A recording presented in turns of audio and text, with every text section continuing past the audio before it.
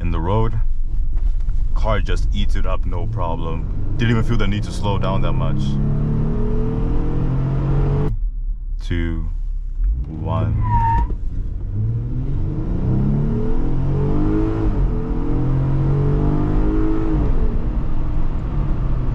Okay, I didn't actually expect the front tires to spin. That is crazy. Pretty decent, but you hear so much road noise seeping through. It's crazy.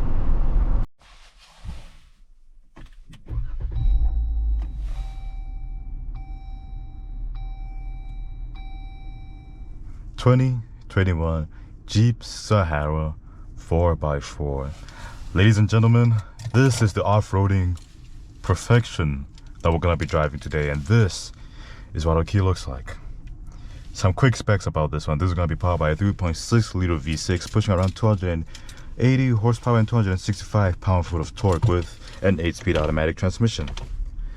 And also putting it in reverse, you can see our high definition backup camera. But let's do a quick little walk around of this beauty, and I'll give you my honest thoughts and impressions as I drive this thing around. This thing, again, the reason Jeep was even created was because the army wanted something that could go off-road, look good, and not look good, but was capable enough to stand the rough terrain of what war could be like. And this is what came out. It's slightly different from the original one in the 19s, but this one is more of the civilian model that we get our hands on. Again, our remote looks like this. Quick remote start real quick.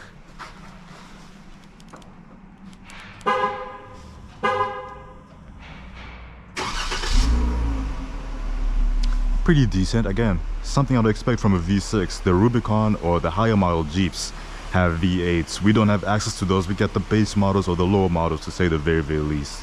But I just like the fact that this thing looks iconic. Like, there's no mistaking this car for anything else. The second you look at this car, you can tell it's a Jeep instantly. And one thing I really like, for one, is that you don't have to go inside to open the hood. Just do this, pop this open, pop the other one open up the hood. That's how you open it. You open it through this. And you also get a guardrail for you to step on, because again, this is something you'll be taking off-road every once in a while, so you gotta be able to hop in and out when the time comes. Hopping into the trunk. Decent amount of trunk, a big gigantic Alpine subwoofer, and some railings which you can kind of hold on to a little bit, which is really neat. And again, some storage down here for maybe some extra snacks if you want to go off-roading, and maybe some water. Feels kind of cool over here as well. Closing this up because this opens 2 ways, which is neat. Hopping into the inside, and yes, you can tell that our doors can come off. You can just take off all these screws, disconnect everything, and your door will come off fully. But again, door feels doesn't have the best build quality because yeah, this thing is supposed to come off. But look, cloth seats all around, your cup holders down here.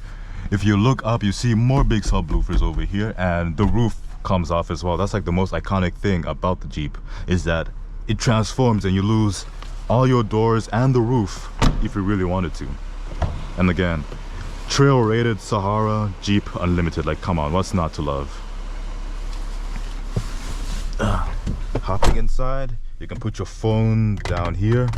Again, you'll be wondering what this extra shift knob is for. It's for your 4x4. So right now we're in 2H. Turn on the car fully first. Grab onto it, pull it all the way up. You're now in 4H now. You can see this over here blinks. We're now in 4H. Pull it back down. We're now in 2H. So you kind of see the point of it. All your climate controls are down here. You have heated and ventilated seats, which I love. I never would have expected the Jeep to have this. But aside from the George having some wonky build quality, you can see your lock is here, your unlock, your window controls, and your door. They try to limit a lot of the buttons from being on the door to down here, because here is where you control your windows, from down here, which is really neat. And aside from the door feeling a little bit, again, not the best build quality, the top here is actually not as great as I thought it would be. It's a little bit wobbly, but again, no one's going to be grabbing this part. You're going to be grabbing onto here when you're driving around. And again, if you want to remove the roof, unscrew this, pull it open, and then just like push it up, then yeah, the roof comes off fully. So I'll give it some slack. It's not meant to look nice, it's not meant to look pretty, but again, it has the off-road capabilities, which I feel like not a lot of Jeep owners actually test out, to be honest. But again, storage over here, some more storage over here as well, some more down here, and no paddle shifters because there's no need for a Jeep to have a paddle shifter. It feels weird for a Jeep to have a paddle shifter, but let's take it for a drive. And before we do that, quick exhaust check.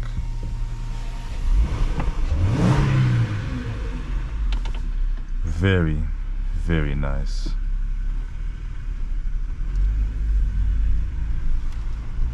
I think this guy is just about to block that place off. Perfect timing, we just finished the walk around. But anyway, our 3.6 liter V6 I have, because I've driven the Dodge Charger, for example, that also has the V6, the GT. I expect them to be very similar in the way they accelerate, the way they perform, and just how they do everything. And sadly, we didn't get our second GoPro out. He's still recovering from the last job where he fell off a car while we were driving. So, yeah, pray for him. Going uphill on not an even surface like this, you can tell that this thing is peppy for a V6. You wouldn't expect a Jeep like this, like an off-roader like this, to be this peppy and have this amount of power. It's nice to have, to be honest. Kind of addictive, but you notice really quickly that when you accelerate too quickly, this car doesn't have the stability of regular SUVs. Again, when you get up to speed, let's say highway speeds for example, you will notice that this thing wobbles quite a bit. It is not a car, it's not a car that likes to go high speeds.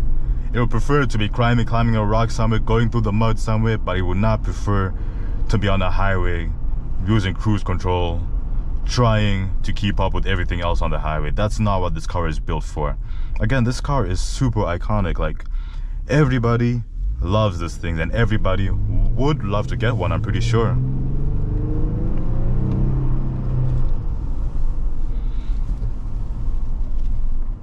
But that's the thing, for such an iconic car, you get a little bit, not a little bit of everything, but you get one specialty kind of car, because this car is meant for off-road use. And I feel like I'm limiting myself by just keeping this thing on the road at all times. Again, it's quick, it can get you to and from, it's a good grocery getter if you really want it to be. It can be a good, low-key, just simple civilian car, to say the least. But I feel like it's not what the car wants, and I want to give it what the car wants.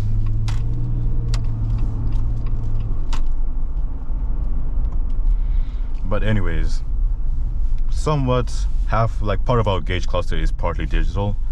All this is a good 6 inches of screen with Apple CarPlay, Android Auto. Your vents, pretty well maneuverability, I love that. And if you want to use your wipers, for example, just pull it towards you. And if you want to use your back rear window, you have a little toggle switch over here, so you swip that, now your back window is moving.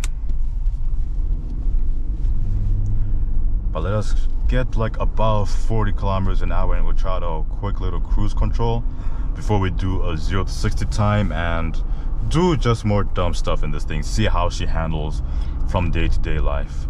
Alright, cruise control is ready and set. And as you guys already know, this thing does not have adaptive cruise control.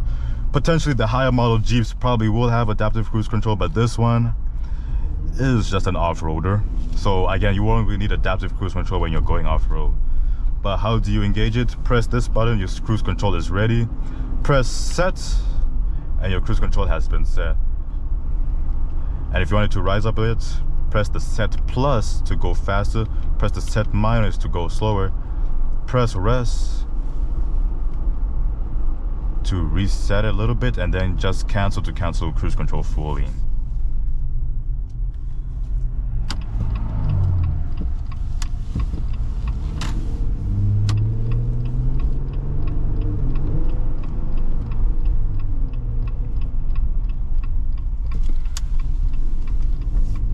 And again, suspension of this thing is smooth.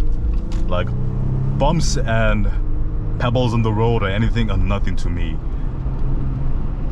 because nothing can affect me. And again, we're getting to a crossing where it's like a big little dent in the road. car just eats it up, no problem. Didn't even feel the need to slow down that much.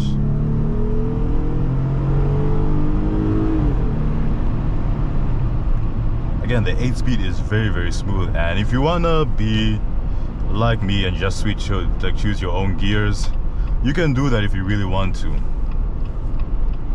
Again, when you're using the manual mode, it's fairly responsive, pretty decent. But let us do a quick little 0 to 60. Again, it is slightly facing downhill, so it is what it is.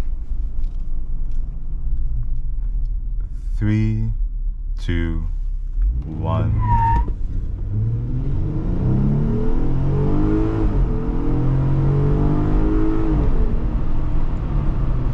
Okay, I didn't actually expect the front tires to spin. That is crazy. Again, that's what 300 horsepower does to a car, but we'll slow down a little bit more.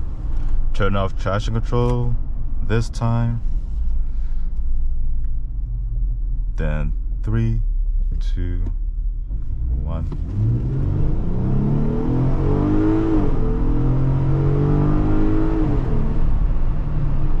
Okay. Pretty decent, but you hear so much road noise seeping through. It's crazy. Like, again, just because everything comes off, you start to realize how much noise is really coming into the vehicle. And where are you going, my good sir? Okay.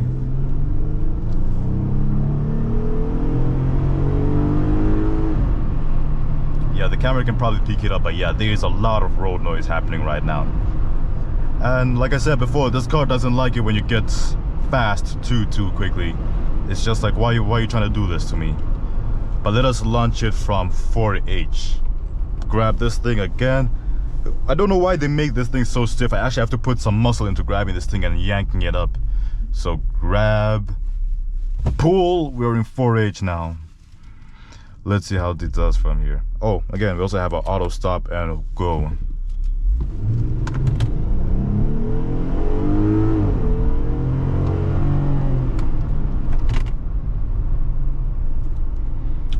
Okay, pretty decent acceleration, but note to self, don't put your phone over here if you plan on hard accelerating, because this thing will just fly out. There's nothing holding it in. So I would recommend you place it down here in between these two parts.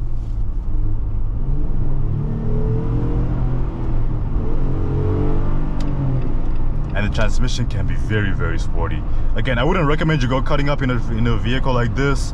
You're asking for trouble if you do something that sketchy and that dumb, but again, probably somebody somewhere is gonna end up doing that.